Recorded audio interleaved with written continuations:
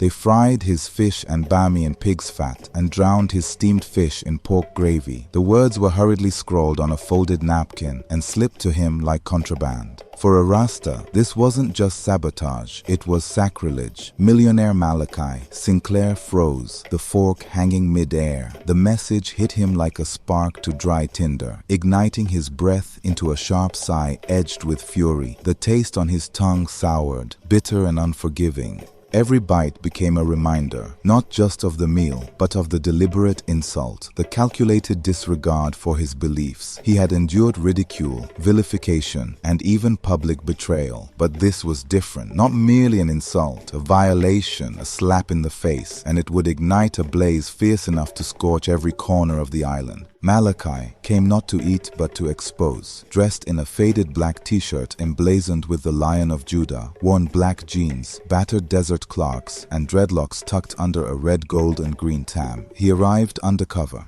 He came to investigate whispers he could no longer ignore about a high-end restaurant in uptown Kingston that quietly he owned. The basket was under fire on social media. Accusations of classism, color prejudice, and biased service. Malachi needed to see for himself. From the moment he walked in, the rumors proved themselves. He stood at the reception, ignored for 10 long minutes. The receptionist gave him one cold glance, disdain wrapped in a smile too sharp to be polite.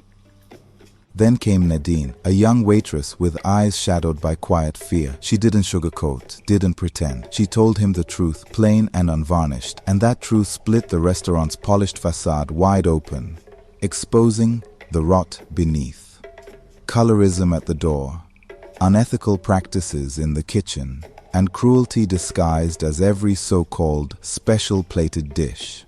And before you think this is just a dinner gone wrong story, listen closely, because what happened next shook an entire island. But this isn't just a story about food, it's about courage, about what happens when someone risks everything to do what's right. It's about the hidden layers of prejudice and privilege that still haunt Jamaica's elite spaces, and how one woman's bravery forced a reckoning. This is more than a story, this is a revelation. And before we go any further, take a second to like this video and subscribe for more stories that matter, stories that stir the soul, stories that challenge the status quo. Now breathe deep, because the next 40 minutes will reveal the raw evil of color, prejudice, and classism. At 45 years old, Malachi Sinclair was one of Jamaica's most respected black entrepreneurial millionaires. A farmer turned investor, he had built his empire not by chance, but through relentless perseverance. Malachi didn't believe in luck. He believed in discipline, grit, and hard work. His years of labor and adversity had prepared him to face challenges with courage and with deliberate precision. But nothing prepared him for the words scribbled on that napkin Nadine had slipped around his fork. Before that night, Malachi knew well the sting of mistreatment. Abandoned by his parents, he was raised by his grandfather in a small Rastafari commune in Orange Bay, Portland. He had watched police raids sweep through their land.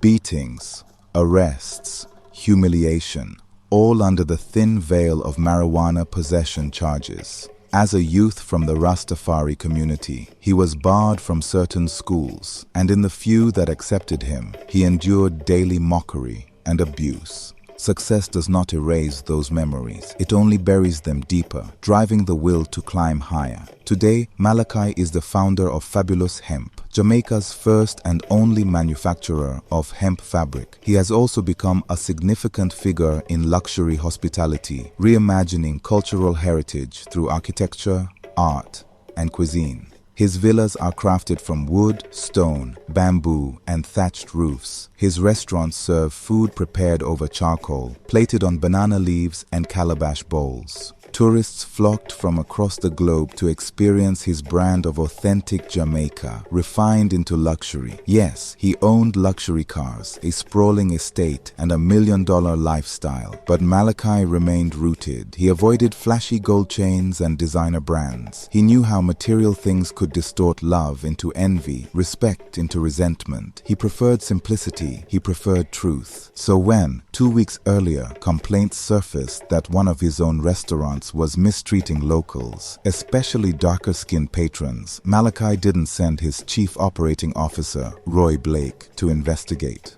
He didn't call for reports or hold a boardroom meeting. Instead, he took a taxi, dressed down, and walked straight into the fire. No one recognized him that night at the basket, and that was the point, because sometimes to uncover the truth, you must wear a mask. Malachi wasn't just another black customer. He was a daring diner, ready to taste the bitterness of the prejudice his restaurant was accused of serving. Because real leadership isn't about waiting for reports, it's about confronting what no one else dares to face. The basket was the kind of restaurant that made people lower their voices in awe the moment they stepped inside. From the car park, the building rose modern and elegant. Stone walls framed with glass and crowned by a sweeping thatch roof. The air was cool, fully conditioned, while the outside bloomed with flowering plants and a carefully manicured botanical garden. Golden bamboo torches lined the paved stone path, flickering like guardians guiding guests toward the entrance. Tucked away in uptown Kingston, the basket offered more than fine dining. It offered island charm, wrapped in exclusivity. White drapes trimmed with the Jamaican national bandana, woven threads of red, yellow, and white, framed the space with quiet pride. Guests didn't come here merely to eat. They came to savor a curated vision of Jamaica. Along the walls hung portraits of national icons: Miss Lou, Bob Marley, Marcus Garvey, Sam Sharpe, Paul Bogle, Nanny of the Maroons, as if history itself had been coaxed into ambience by the soft glow of mood lighting. Even the name The Basket carried meaning. It was a nod to the woven carriers balanced on heads at the market, to the hampers farmers once slung across donkeys' backs, filled with fresh produce from the fields. What had once been a humble necessity was now elevated, reimagined in polished elegance, heritage transformed, commodified, and served with sophistication. And yet, beneath the veneer of refinement, the soul of its origin remained, waiting for the right hands, like Nadine's, to restore its honor.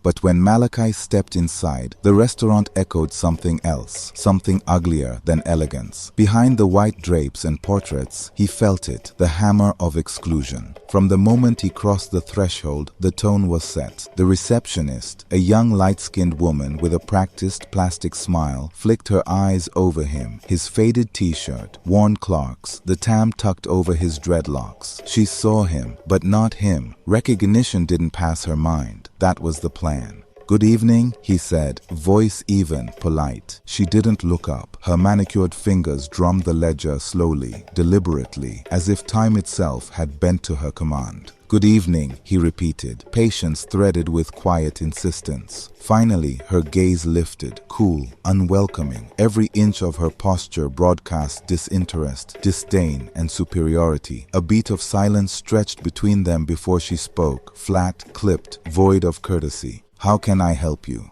Malachi measured the arrogance in her tone, the dismissiveness in her eyes. Then, with a calm that challenged the air around them, he replied, deliberate and precise, "I am here for dinner." Her lips twitched, barely a sneer. "Do you have a reservation?" Her voice was low, sharp, seasoned with subtle contempt. "No," he said, calm, measured, unshaken, a man entirely in control, even in her storm of disdain. She sighed, an exhale heavy with annoyance. "We're fully booked for the evening," she said, still refusing to meet his eyes. A pause, then her words cut like glass. "Besides, we don't cater for your kind."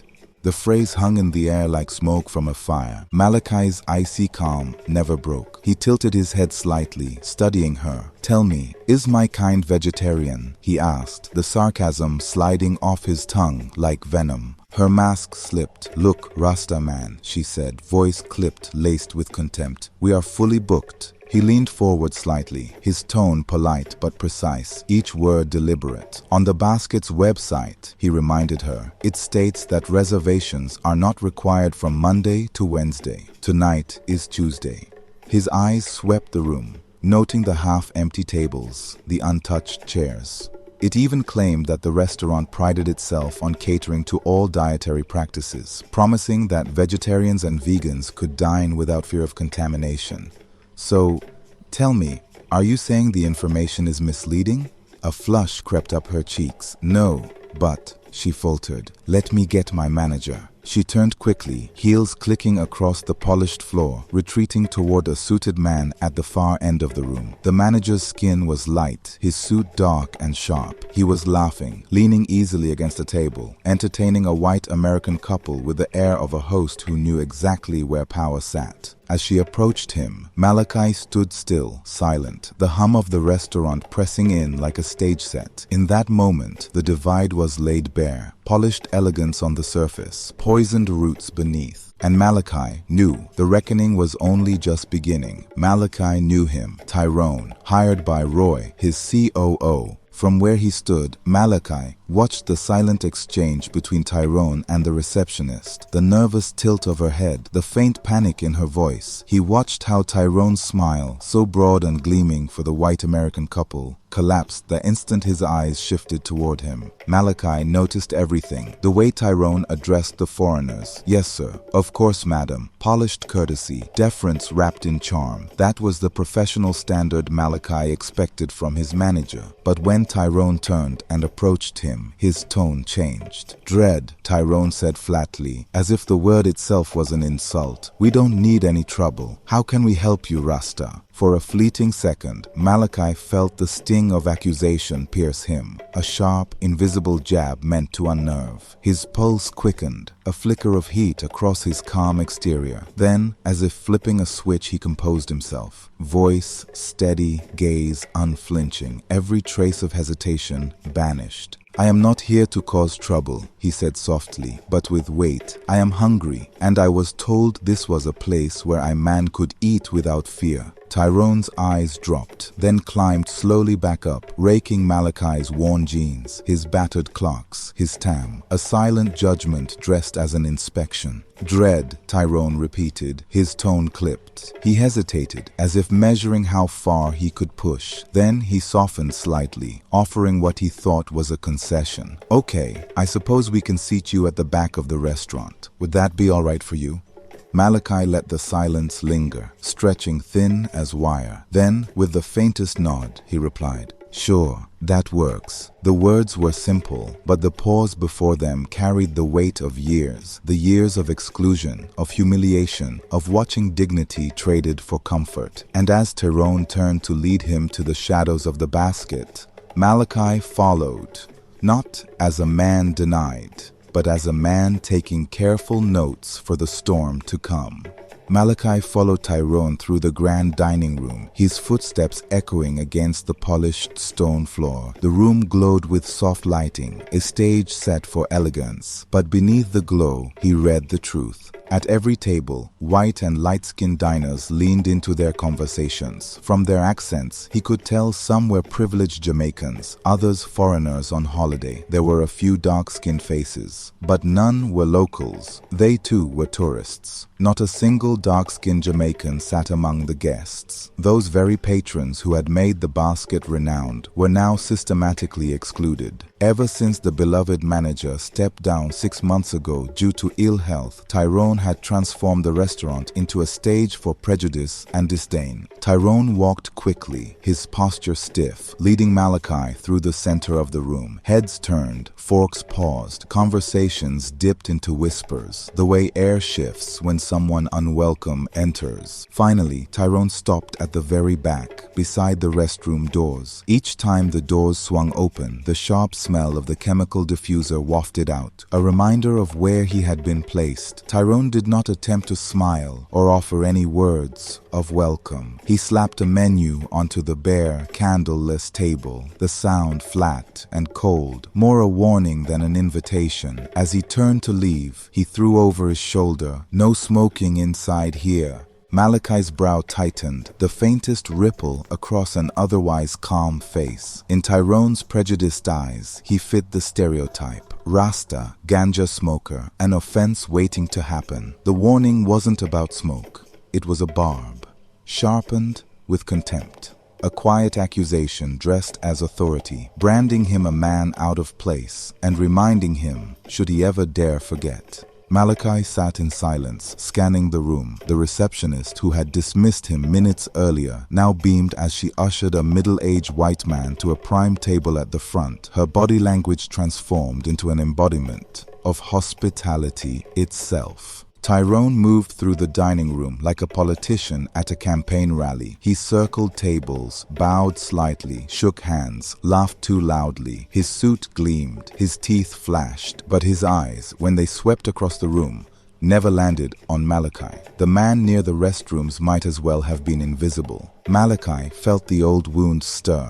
the wound of invisibility, the wound of being told without words, "You do not belong." He took a slow breath, steadying himself. Tonight, he wasn't only here to eat. Tonight, he was here to see, and he had seen enough already. The basket wasn't broken, it was leaking exactly as it was designed to, and Malachi sat quietly, watching the cruel performance play out in a place where appearances and foreign accents mattered more than anything else. Here prejudice didn't shout. It dressed itself in pressed shirts and polished shoes and called itself staff. Then came Nadine. At 25, she moved differently from the others. There was no arrogance in her step, no disdain in her gaze. She carried herself with the quiet grace of someone who had been raised with respect. Her eyes were soft as feathers, yet sharp and calculating like a hawk poised above its prey. Every gesture, every glance hinted at a mind alert to detail, a heart steady in courage, and a spirit unwilling to be bowed by immorality or prejudice. Once, she had dreamed of becoming a doctor. She was halfway through her medical degree at the University of the West Indies when tragedy struck. Her parents died in a car accident, and within weeks, her world collapsed. With grief weighing heavily on her chest and no means to continue her studies, she left school and took the first job opportunity that came her way, a lifeline amid her loss. That job was here, at the basket. The pay was decent for a service role. However, the atmosphere was thick with prejudice. Tyrone, the manager, pretended to tolerate her. In truth, he despised her, not because she was the darkest on staff, but because she refused to bend to his quiet policies of exclusion. He was just waiting for the right moment to fire her, and she could feel it, hidden in the way he scheduled her double shifts, in the way he handed her the least desirable tables, in how blame always landed in her lap when something went wrong. Still, Nadine never let her bitterness show. She smiled politely. She addressed every guest with "sir" or "ma'am." She cleared plates with dignity. She swallowed insults daily because survival required silence. But the insults didn't stop. The other servers laughed when Tyrone trimmed her tips. The chef, bolder still, mocked that she only served the poor man's tables. And sometimes the laughter grew uglier when the kitchen plated up a so-called special for certain customers. Tonight, the joke was on her again. Tyrone assigned her to Malachi's table, the one shoved beside the restroom doors. To him, Malachi didn't fit the mold of a big spender. No foreign accent, no designer clothes, no obvious wealth. But Nadine noticed what the others ignored. He sat differently, silent, observant, oddly calm, as if weighing the room instead of the menu. And when she approached, when she greeted him, he looked her in the eye, not through her,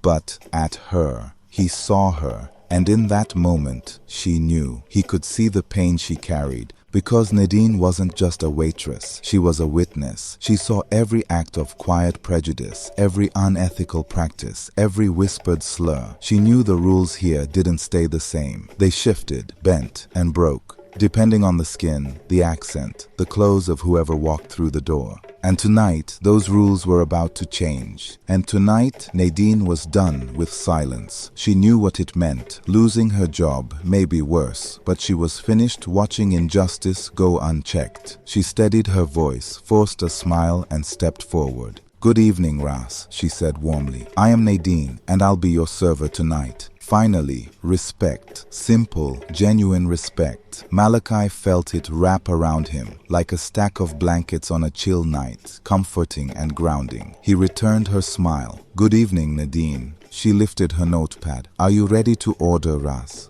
Yes, he replied, calm and deliberate. He pointed to the menu. I'll have the extra large steamed snapper with bami, the curry king crab, escovitch fish, pepper shrimp, and the grilled lobster with roasted sweet potato. Her eyes flickered in surprise. Nadine blinked twice. That was no ordinary order. It was a seafood feast, a spread reserved for the wealthy tourists and uptown elites. The snapper alone weighed nearly 3 kilograms. The bill would soar past 25,000 Jamaican dollars.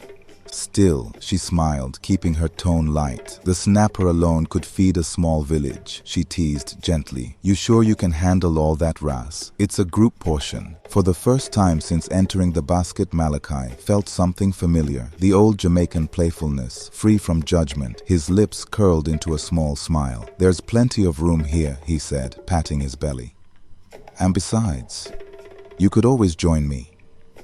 Nadine's laugh was soft, but real. She shook her head. I'd have to pass on that. Can't afford to lose my job over a belly full. I understand, Malachi said, still smiling. Then bring me a glass of Red Stripe beer to wash it all down. She jotted the order quickly. Red Stripe, she repeated, her voice steady, though her stomach was tightening. Every move felt risky, every word a step closer to the edge. Every instinct told him the order was a gamble. But sometimes the biggest risks reveal the deepest truths. That's all? She asked. Yes, Malachi nodded, calm as a boulder. Nadine had seen this seafood feast ordered a dozen times before, but always by foreigners, businessmen, entertainers, politicians, and influencers. Never by someone in faded clothes, never by someone seated alone at the table by the restroom doors. As she keyed in the order, she felt eyes burning into her back. Tyrone stood across the dining room, arms folded, lips twisted in a smirk. She knew exactly what he was thinking. She won't see a tip tonight. In his mind,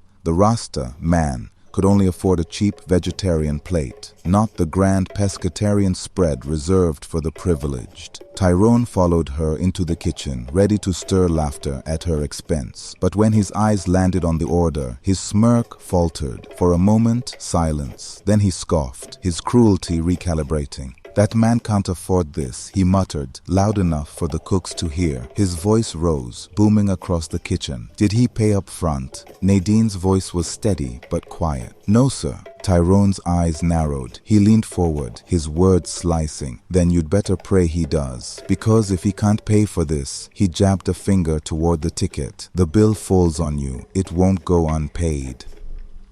Her chest tightened. She hesitated, then answered gently, That's no problem, sir. But even as she spoke, her heart thudded hard against her ribs. She knew the rules. Every server did. If a guest looked questionable and ordered something expensive, management demanded a credit card up front before the kitchen would prepare the order. No exceptions. Her fingers trembled slightly as she held the order pad. Nadine hadn't followed the rule. She had entered his order like it was any other. For the first time in a long time, she had treated a man seated by the restroom doors like he belonged. And now, the risk sat heavy in her chest. Nadine wasn't praying. She was plotting. She knew Tyrone too well. If the Rasta man's order had unsettled him, the next step would be predictable, the special. Over the months, Nadine had seen enough behind those kitchen doors to know how far they would go. And tonight, as she lingered near the pass, she watched it unfold. The chef moved to the custom coal stove, hands quick, a twisted smile curling his lips. He ladled stew pork gravy into the pot of steaming fish. The lobster sizzled on the grill, its shell cracking beside slabs of jerk pork.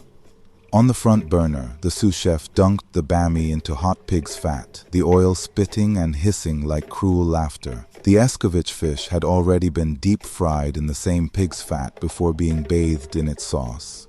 The sizzling oil mocking every ounce of pity Nadine had harbored in her heart. The smell of pork fat clung to the air, creeping into the steam of the snapper like smoke in a closed room. And laughter came, loud, cruel, echoing off tiled walls. Nadine's stomach churned. Her hands clenched the order pad so tightly, her knuckles ached. Every nerve screamed to intervene, to shout, to stop the sabotage. But she knew the consequences. Yet even as fear pulsed through her, something fiercer rose. Defiance. This wasn't just a meal. Tonight, she would risk everything to protect the man who trusted her. She forced herself still, though her whole body burned. Through the swinging kitchen doors, she caught sight of him again. Malachi, sitting calmly, silent, watching. He hadn't flinched. He hadn't shifted. The man who looked like he didn't belong had ordered like he did. And Nadine realized if she was going to break the silence, tonight would be the night. She was starting to feel a pang of sympathy. A Rasta man, on the verge of unknowingly consuming pork, the most forbidden meat in his beliefs. Seconds ticked away, and Nadine had to decide, stay silent and serve the contaminated platter, or risk everything to save him.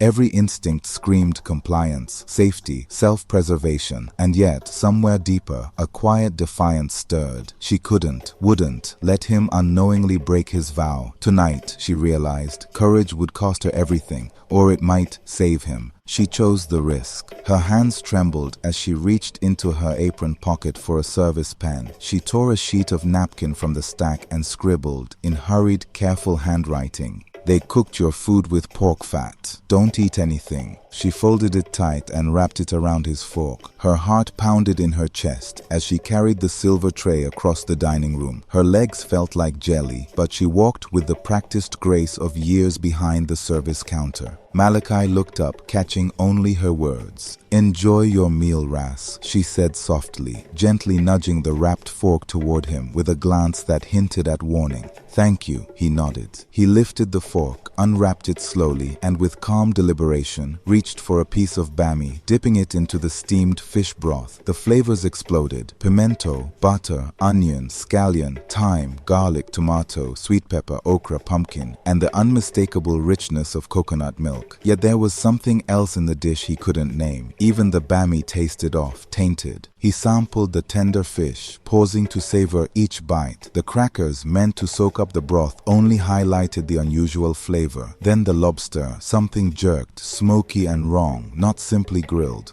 A few pepper shrimp, bites of escovitch, fish, some curry crab. The spice made his nose tingle, run. Instinctively, he reached for a napkin and froze. There, scribbled on the folded napkin, was the note. Quietly, he read it. "They cooked your food with pork fat. Don't eat anything." Time slowed. Malachi's calm eyes scanned the dining room. The elegant facades, the laughing chefs, Tyrone smirking somewhere in the distance. And finally, he understood. Not just the risk Nadine had taken, but the story of cruelty and courage that had unfolded around him. Malachi's jaw clenched, every muscle in his face hardening to stone. His senses flared, memory and instinct converging. The food had been spiked, unmistakably, flagrantly, in a way no Rastafari could ever ignore. Pork in his meal. A deliberate, calculated betrayal meant to humiliate, to test his faith, to mock his very being. This was a brazen act of sacrilege, a deliberate violation of sacred trust. Heat surged in his chest, not from spice, but from the betrayal itself, sharp and undeniable. Every muscle in his body screamed for an outburst, but his silence was sharper than any shout. "They cooked your food with pork fat. Don't eat anything." The porky flavor resurfaced, unmistakable, biting and contemptuous. His heart pulsed with controlled anger, but he didn't lash out, not yet. He folded the napkin carefully and slipped it into his trousers pocket. A silent testament to Nadine's courage. She hadn't just been protecting him, she had taken a risk that could cost her everything. Gently, he pushed the plate away. No outburst, no confrontation, calm, precise. Then, almost invisibly, he reached for his phone and typed a message. Within 10 intense minutes, Roy Blake, his chief operating officer, arrived. Flanked by an entourage of executives and security personnel, as though they had been waiting on standby for the signal. The moment Tyrone saw them enter, his posture stiffened. The smirk vanished, replaced by panic masked as composure. Mr. Blake," he stammered, lips trembling. "I didn't know you were coming. Do I need to tell you when I'm coming?" Roy cut him off sharply. No, sir," Tyrone stuttered, voice tight. Malachi rose from across the dining room. Tyrone's gaze met his, and in that frozen second, the manager saw what true authority looked like. Eyes narrowed, calm, yet deadly. Is everything all right, sir? Tyrone asked, plastering a wide fake smile across his face, performing the part of a good manager in front of Roy. Roy and the entourage greeted Malachi with quiet deference. "Good evening, boss," they said in unison, subtle bows and nods marking respect. "I am sir now, not Dread," Malachi said, voice calm, cold and deliberate. Roy gestured toward a hallway, his tone polite but edged with authority. "We'd like to speak with you in private about the meal served to the Rasta man tonight," he said, nodding subtly toward the table. Across the room, Nadine felt her chest tighten. She hadn't spoken, hadn't intervened, yet everything she had risked tonight was about to collide with consequence. And for the first time in months, she allowed herself to breathe a fraction easier, because the corruption she had witnessed silently for so long was finally being named, confronted, and about to be purged. For the first time that night, Tyrone truly wondered who the Rasta man was. He must be someone important, he thought, for those men of power to call him boss. "Of course," Tyrone muttered, leading the way down the narrow hallway. He made the usual speech about guest experience and staff excellence, rehearsed for moments like this. But as they stepped inside the office, Malachi cut him off. "I'd like to see tonight's kitchen camera recordings, right now." Tyrone's smile faltered. "Excuse me?" "You heard the boss," Roy said, voice cold and sharp. In that instant, the mask came off. Malachi gracefully removed the dreadlocks wig. The CEO had arrived. Tyrone froze. Recognition hit him like a punch. This was the man he had been serving, the real boss, disguised as a Rasta beneath the red, green, and gold beanie and the faded clothes. "Mr. Sinclair, sir," he stammered, voice barely audible. Malachi didn't flinch. "I've learned of the prejudice and unethical practices you've been upholding in my restaurant." "Those are just rumors, sir," Tyrone replied hesitantly, eyes darting. "Rumors, right," Malachi repeated, the sarcasm slicing through the air. "Yes, sir," Tyrone mumbled. "That's fine," Malachi said, voice cold. "Let's start with tonight's footage, specifically around the time my food was prepared." Tyrone shifted uneasily in his chair. "I'd love to, but the camera has been acting up over the last couple of days, and—" "Cut the story," Roy interrupted, razor sharp. Tyrone looked up, caught off guard. "I'm giving you one chance to come clean," Roy continued, voice like steel. "You made this mess. You will help clean it up, right now, tonight." Tyrone's face drained of color. He tried one last deflection. "Sir, if you heard something about the restaurant, why didn't you just come to me directly, not under the guise of someone else?" Malachi leaned forward, eyes locked on Tyrone. "I'm the man who signs your checks. I ask the questions. And if I hear another lie from your mouth," Roy added, "I will make sure you never work in this city again." Tyrone's mouth opened, then closed. Flustered, he fumbled for his laptop. One of the executives moved in, snatched it, and pulled up the cut footage. They skipped directly to the critical moment. When Nadine was waiting on the order, Tyrone leaned in, whispering to the chef to prepare the special for the Rasta man. He snorted, a harsh, contemptuous sound, the motion curling like a pig's. Outside the office, the restaurant hummed, forks clinking, wine pouring, laughter rising and falling in waves. Inside, the silence was surgical. The footage played, it was clear. The chef opened the pot of brown stew pork and ladled it straight into the steamed fish. The lobster sizzled beside the jerk pork on the grill. The sous chef dunked the bami and the fish into the pork fat. And through it all, the chefs laughed. The audio, faint but unmistakable, carried the cruel words. "This is what you get for acting like you belong here. A taste of pork."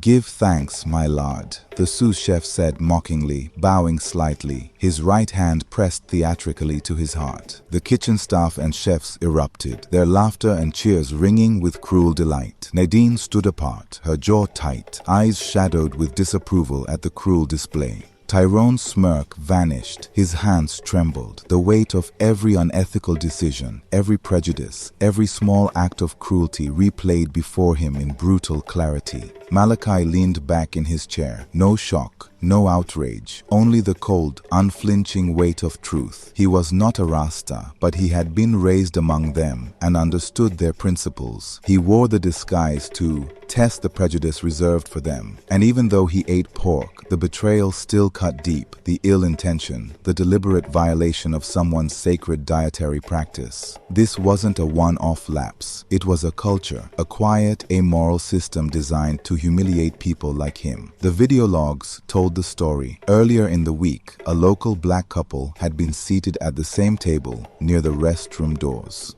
Their food arrived nearly 20 minutes late. Behind the scenes, the chef had tossed half of a perfectly jerked chicken onto the floor before plating it, a deliberate act of contempt.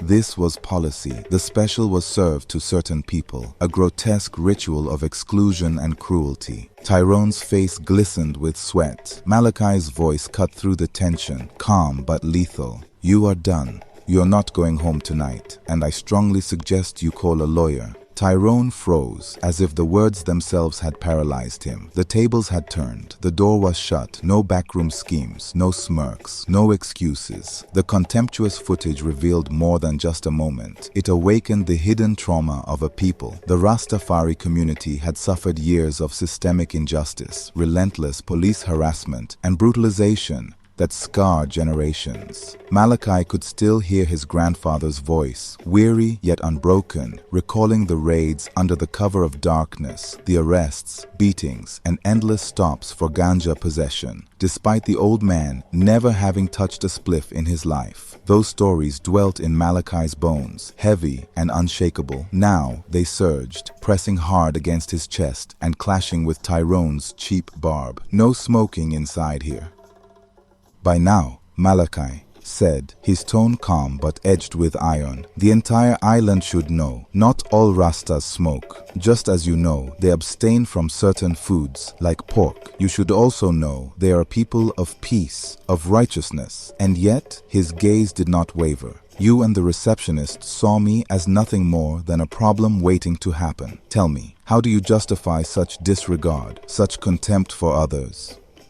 Tyrone stood dumbstruck, as though the weight of his own prejudice, his own unprincipled acts, had finally crashed against his conscience. Roy's words landed the final blow. "I told you, the basket's policy is simple. Treat everyone equally. Yet here you are, bending over backwards for tourists while degrading your own people. That is not service. That is sheer stupidity. And tonight, Tyrone, it ends." The footage was seized. The company's laptop was confiscated. Every frame, every cruel laugh, every unethical act locked away as evidence. Justice arrived quietly at first. Then, as the last diners left, the police stepped in. Tyrone and the chefs were arrested. The toxic culture, nurtured for months, collapsed in a single night. The remaining staff, complicit in silence or cruelty, were fired. Except Nadine.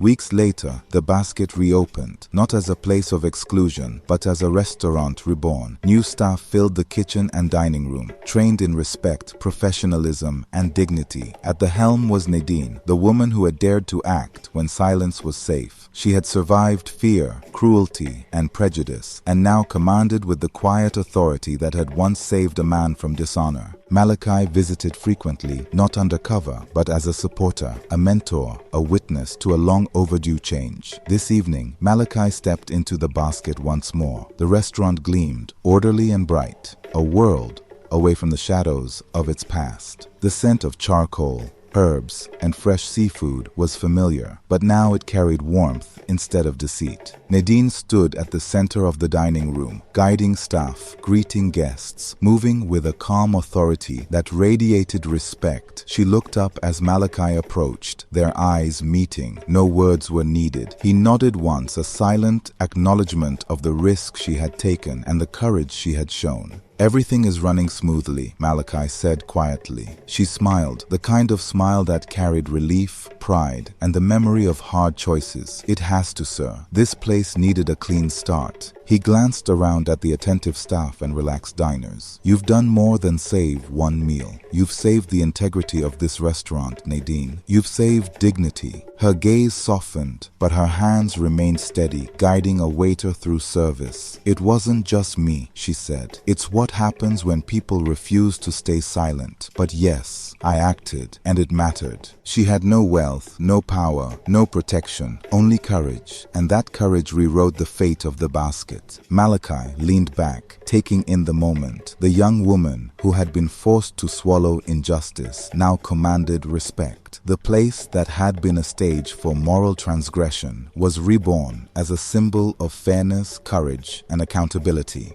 In that quiet, fleeting moment, he thought, this is what leadership looks like. Not the power to punish, but the power to protect, to see truth, and to let the brave rise. Nadine returned to her work, her confidence no longer hidden behind a polite smile. As Malachi left the basket that evening, he knew the island had witnessed something rare, a reckoning delivered not with violence, but with courage, precision, and unwavering integrity. The laughter echoing through the dining room was genuine, the smiles unforced, the plates untouched by malice. And somewhere in the quiet corners of Kingston, the story of the CEO disguised as a Rasta man and a brave young waitress. And the reckoning they delivered whispered like a promise that honor and courage could rise, and that justice, once served, could transform even the darkest corners. The basket was no longer just a restaurant. It was a testament to what the world could be when those willing to act do so. Not for fame, not for applause, but because it is the right thing to do. If you enjoyed the story, show some love. Like, comment, and subscribe to Word, Sound, and Story, where Troy McKenzie transforms real-life experiences into meaningful, dramatic, and entertaining tales. Thanks for watching. Drop a comment and let us know where you're watching from. We'd love to hear from you. Bless up.